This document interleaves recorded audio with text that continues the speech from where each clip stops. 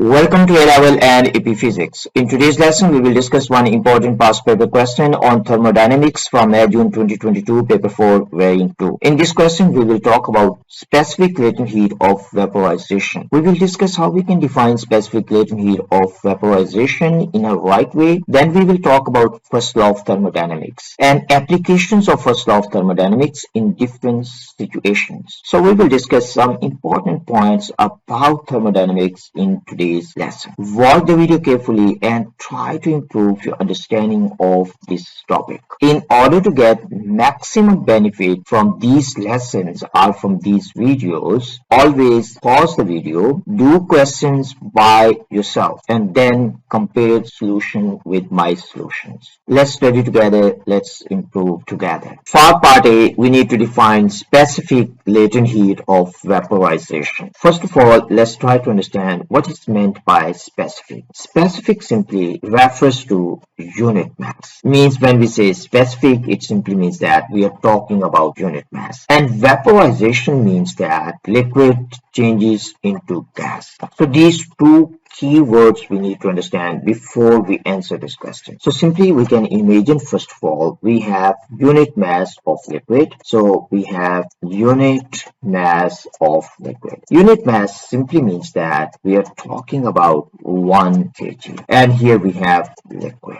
We have unit mass of any liquid. And we convert this unit mass of liquid into unit mass of gas. Unit mass. So here we have unit mass of gas. So simply we can say unit mass. Unit mass again means 1 kg. Now imagine that this liquid has a boiling point. Its boiling point is 100 degrees Celsius. And we convert this one into gas, and gas is also at 100 degrees Celsius. So we convert this liquid into gas. In this case, temperature is not changing. So you can see delta T in this case is equal to 0. But we have to supply heat. So in this case, the potential energy of the gas will increase. So the potential energy is increasing. So we have to supply thermal energy. But kinetic energy is not changing. So we have to supply certain amount of thermal energy.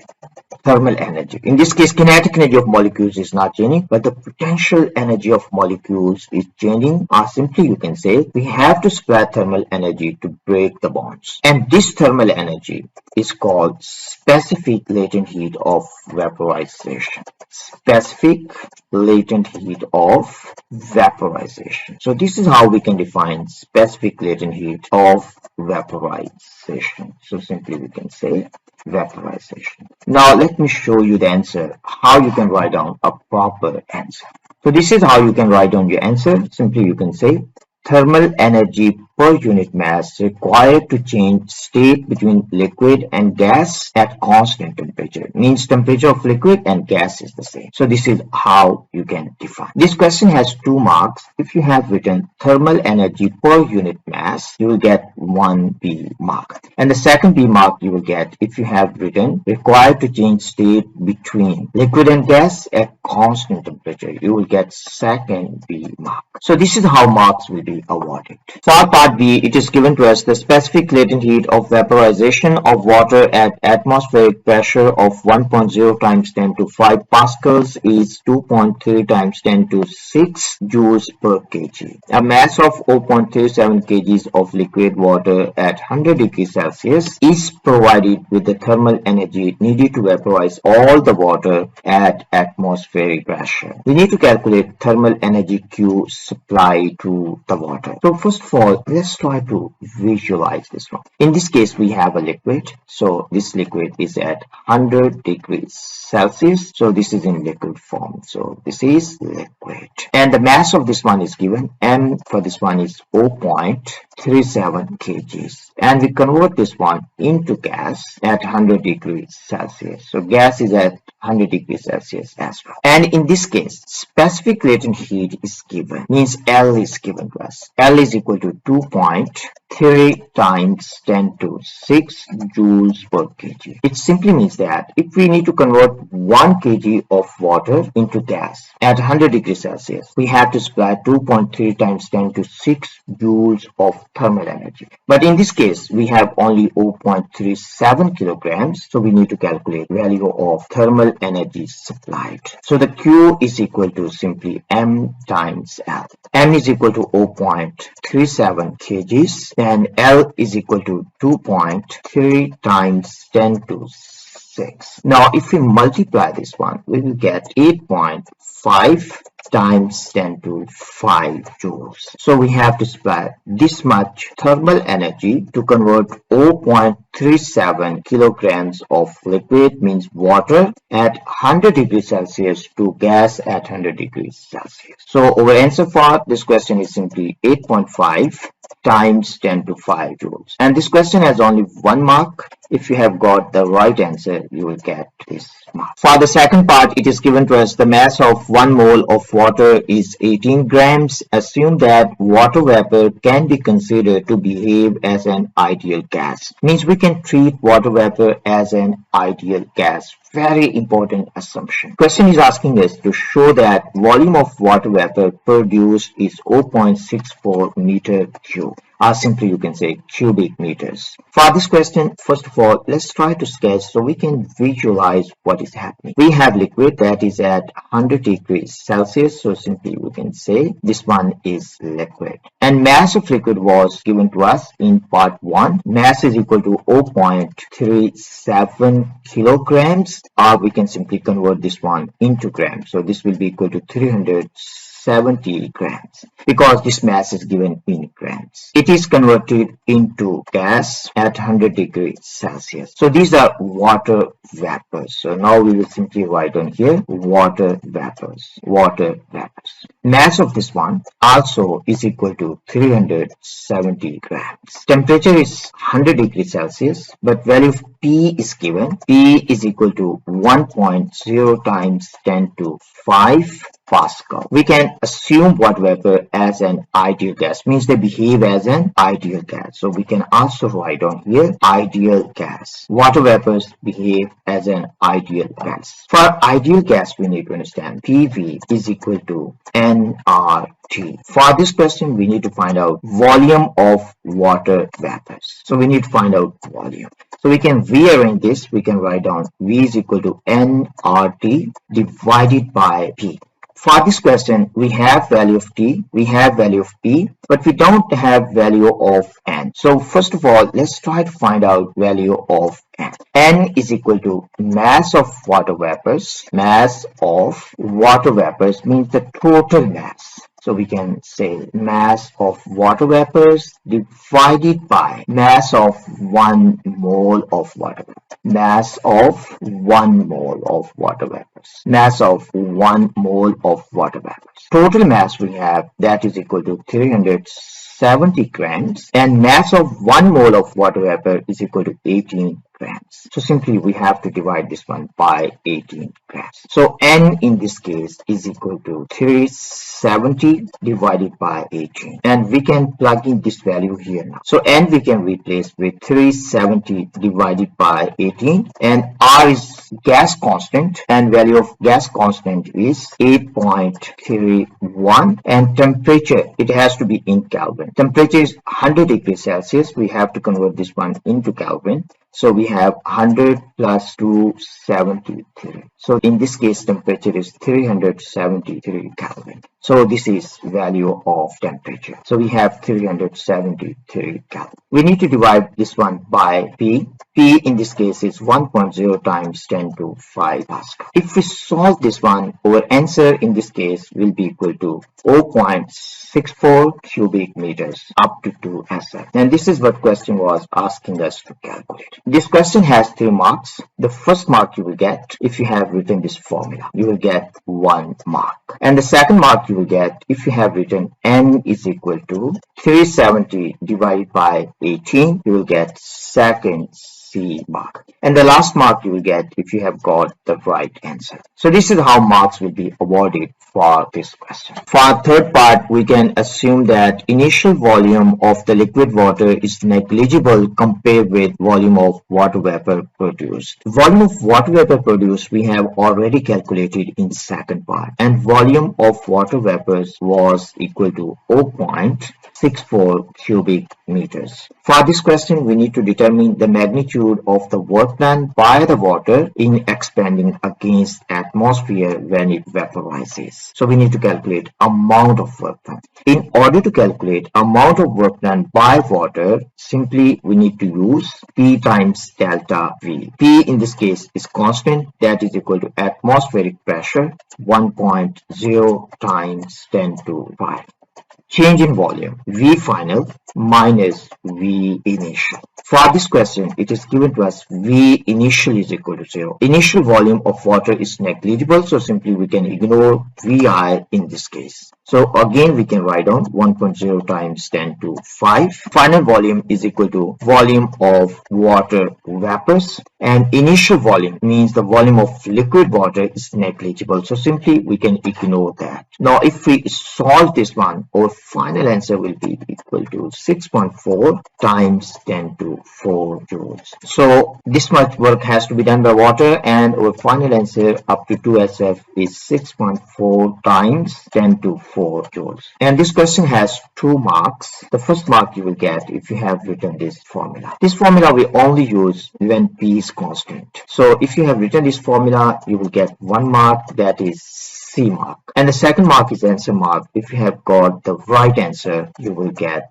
2 marks. For part 4, we need to use answers in B1 and B3 to determine the increase in internal energy of water when it vaporizes at 100 degrees Celsius. And also we need to explain reasoning. Explain your reasoning, mean show your working. Let's try to answer this question step by step. In part B1, we have calculated thermal energy supplied. So we can simply write down thermal energy supplied. That was equal to 8.5 times 10 to 5 joules. We have already calculated this. In part B3, we have calculated work done by water. We can write down work done by water. Work done by water was equal to 6.4 times 10 to 4 joules. We can also convert this one into same power of 10. So we can write down this one 6.4 times 10 to 1 multiplied with 10 to minus 1 multiplied with 10 to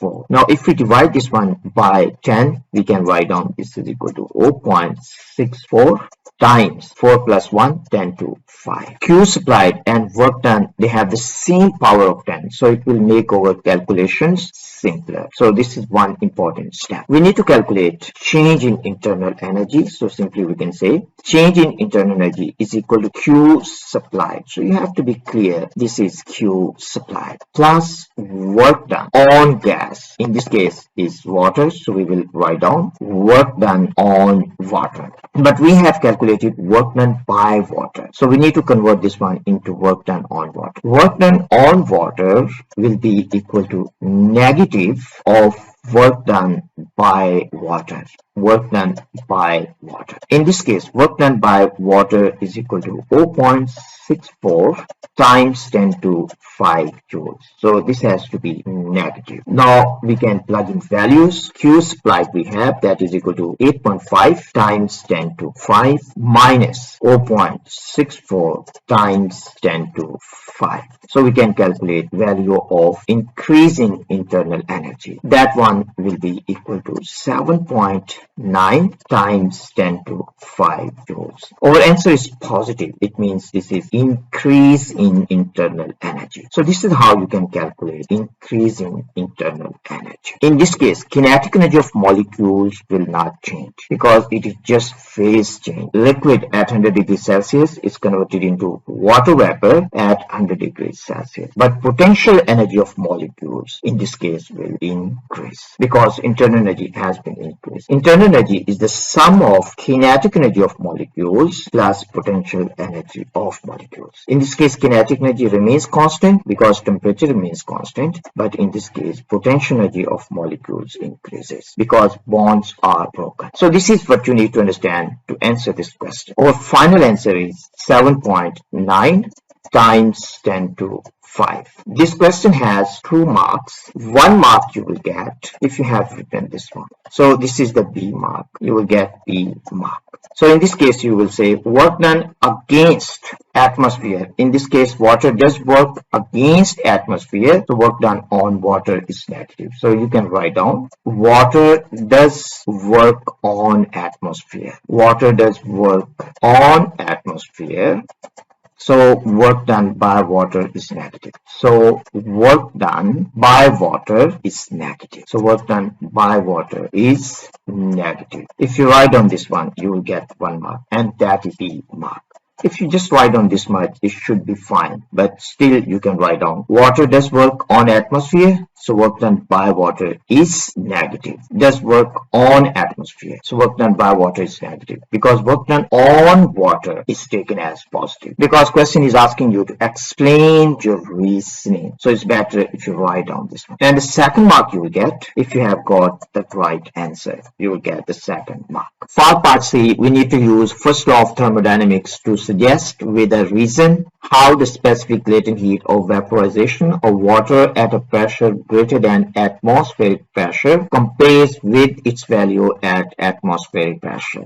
So in this case, value of P has been increased. We can simply start this one with first law of thermodynamics. Delta U is equal to Q supplied. So Q supplied plus work done on water, But in this case, when liquid change into water vapor, volume is increasing. So work is done by water vapor. So we can rewrite this. We can write down Q supplied minus work done on water, because in this case work is done by water. So work done on water is negative. So we can write down work done on water. Work done on water is equal to work done by water but negative of that. So that's the reason we have here negative sign. Work done on water. So in this case work done on water is negative because liquid expands when it change into water vapor. So that's the reason we have negative sign here. So we have delta U here.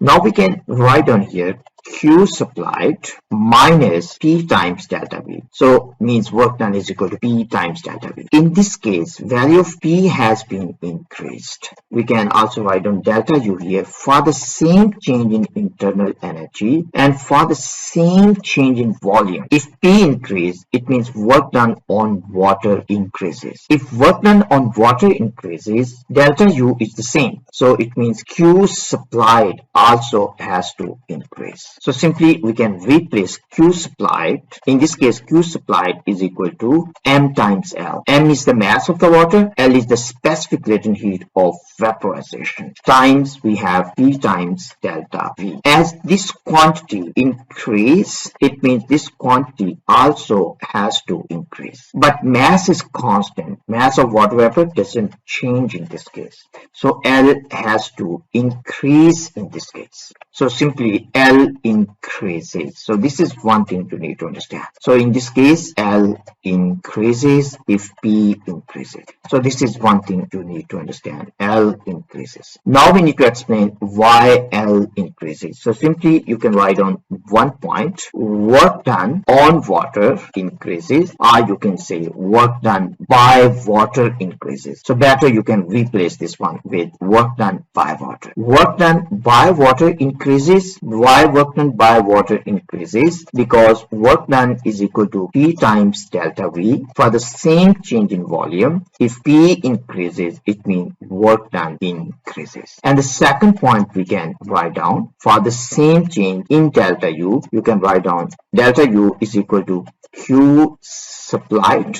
Delta U is equal to Q supplied minus work done on water. So work done on water increases, so Q supplied has to increase. So the third point you can write down, Q supplied is equal to M times L. M is constant. If Q supplied increases, it means latent heat of vaporization has to increase. Or simply you can say latent heat of vaporization increases. So this is how you can answer this question using first law of thermodynamics. This question has 2 marks. If you have mentioned these points, you will get 2 marks. The first mark is M mark. Means if you have mentioned about work done by water increases because P increases, you will get 1 mark, and this is M mark. And the second mark you will get if you have used this reasoning and you have explained that Q increases and then you have mentioned L increases, you will get second mark, and that is answer mark. That's all for today's video, and if you have any questions about today's lesson or you have any questions from any other past papers, you can leave your questions in comments and I will be answering as soon as possible. See you in next video, and in next video we will also discuss another question from same paper. Bye for now.